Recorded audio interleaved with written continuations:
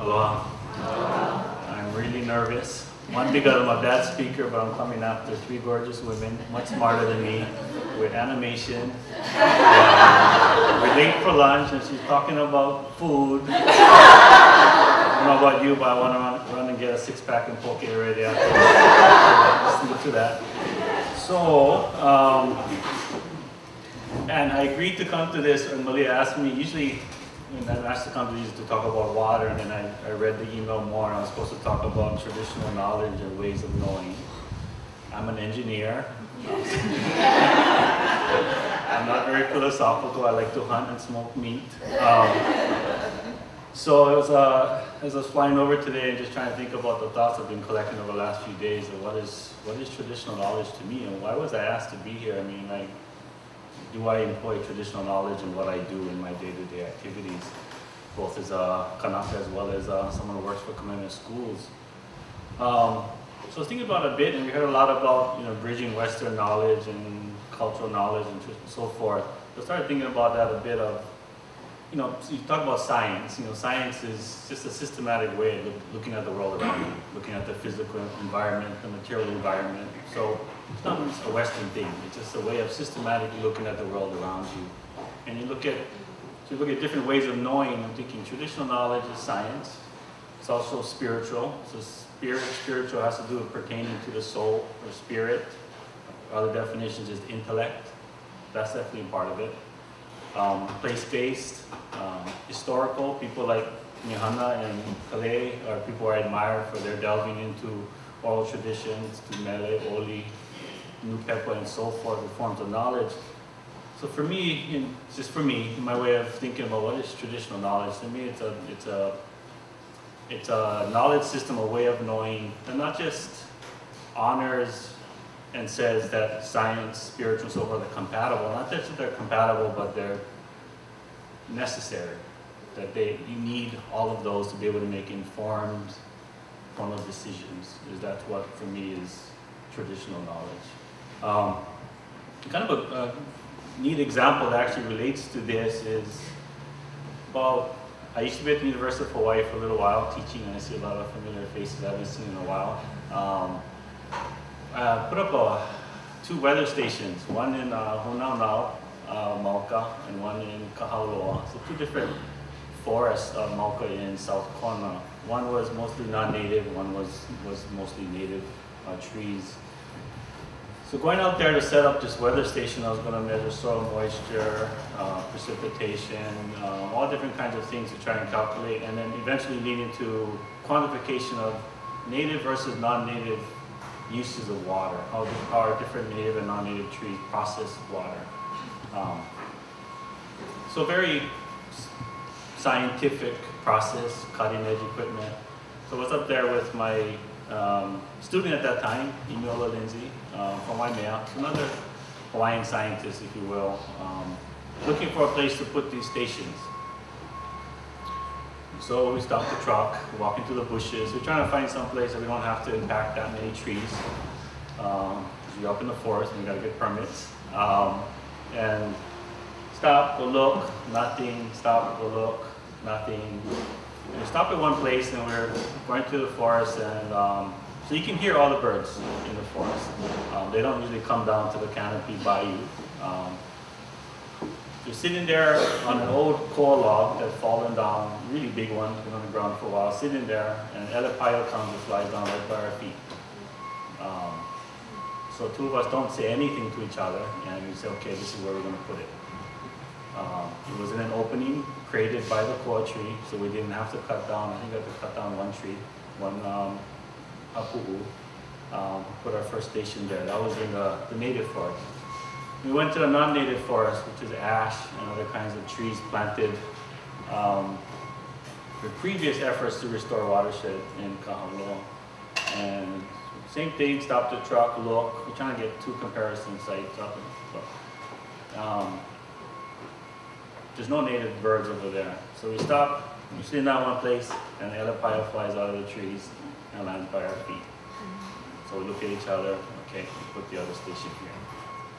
So those two stations that Imiola set up, that was eventually run by Aurora Kagawa, another Hawaiian scientist, led to a paper published a couple years ago, or a year ago, I'm not quite sure, on, I'm not going to forget the title, but Ecological Applications International Journal on basically quantifying native versus non-native use of water. So even though that's something we all feel and know, and it was, to me, a really cool paper to quantify the fact that Ohia trees actually use 50% less water than their non-native counterparts. And there's a lot of other interesting things that came out of that study.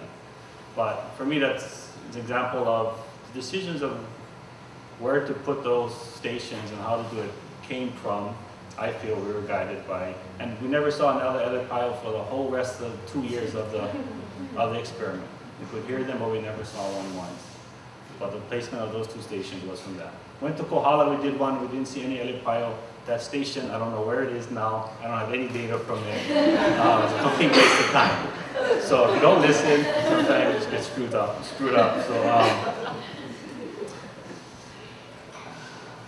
So moving on to sort of the title of what we're supposed to talk about, traditional knowledge, contemporary knowledge and decision making. So kind of moving behind at least what I think traditional knowledge is for me. For decision making, I heard it come up a lot. A lot of it is about relationships with place, for sure. And it's talked about by a lot of our colleagues. Relationship to place, to community, to people. A lot of it is people. A lot of it is use-based. And also, as we go to these meetings, so I work for commitment schools, so I'm at tons of meetings. We talked to a lot of stakeholders and people and so forth. And for me, it's not, as we make decisions for climate change and others, it's not just about, at a minimum, talking about the resource, but it's about talking to the resource, and the resource itself needs to be at the table, if you will.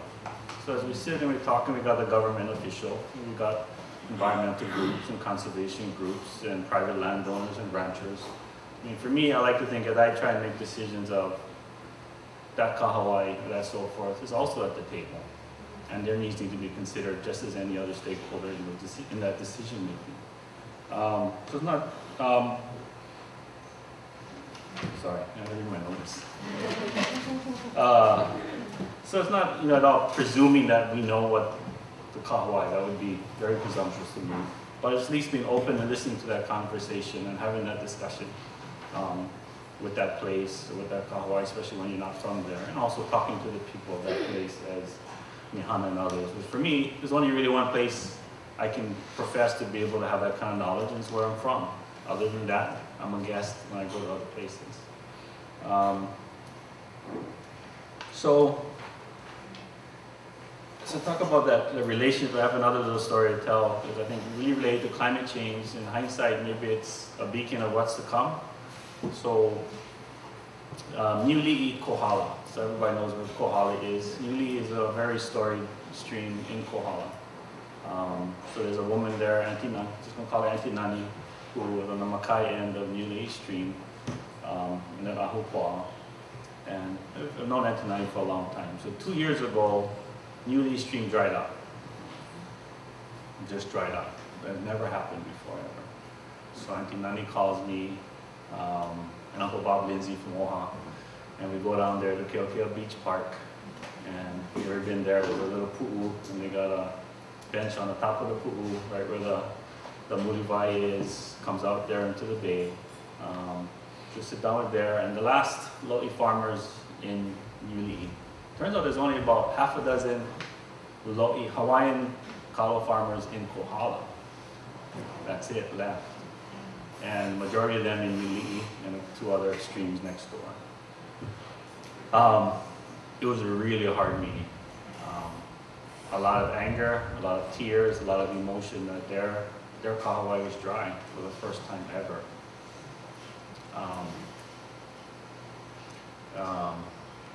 Even though Kamehameha Schools has no lands there, the pain and the kuleana we feel as just for me as a Hawaiian to listen to these families of a stream that's dried up, and the anger and the resentment, and as we were, and I was sitting in the back thinking, geez, is that what we need to prepare for? Is situations like that, and how do we prepare for that? So in that case, a meeting that started very contentious, where literally People were this far away from my nose, screaming at the top of their lungs, what are you going to do to make the water come back? And that's where I'm really thankful that people like Uncle Bob Lindsay, who is just a blessing to say, okay, you know what, let's do this together. Let's go Mauka and let's just go see what's going on. And arranging that, taking food, and so forth, going Mauka to the top of Kohala Mountain and just seeing what's going on. Because there wasn't a stream diversion on that stream diverting the water and so forth. And the stark reality, you see that the springs were actually dry. The springs were dry, the top of the mountain was dry, the bogs were starting to dry up. Is it the result of climate change? Probably, possibly part of it. Is it the result of 150 years of deforestation and cattle? That probably has something to do with it too. As you go out there, and maybe we are now seeing the result of that 100 years finally creeping up on us for the springs and so forth. The Newly stream is not fed by deep groundwater like other of the deeper valleys like Waipio or Honokani. It's fed by more what they call overland flow type, like more shallow groundwater. So those are the ones that are going to go first, the ones connected more to recharge from our forest and the upper layers. Those are the streams that would tend to go first as climate change changes. So it was painful. Again, a lot of tears from the Hawaiians who were with us there at Mauka and Kohala. But the positive thing is we were there together, observing, thinking, okay, what now? The rains came back, luckily, and a year later the stream did flow again. But Auntie Nani, coming back to her and I'll end with her is, so her lo'i, which is the very last lo'i in Newly stream, she called and she said, you know, Kaeo, I gotta adapt. I gotta be able to change. I've been here, my family's been here forever. I'm gonna stay here and nothing is gonna make me go away and be able to produce my kalo and my poi. So she converted to dryland. She said, I've never grown dryland kalo before, but that's what I'm gonna do. Try new species. He said, you know what, the poi is just as ono, and this is what I want to do. And for me, what really struck me about that was that as much as we don't want to give in to streams drying up, that's not the point. The point is the resilience and the fortitude to say, continue cultural practices, even in the face of changing environmental conditions.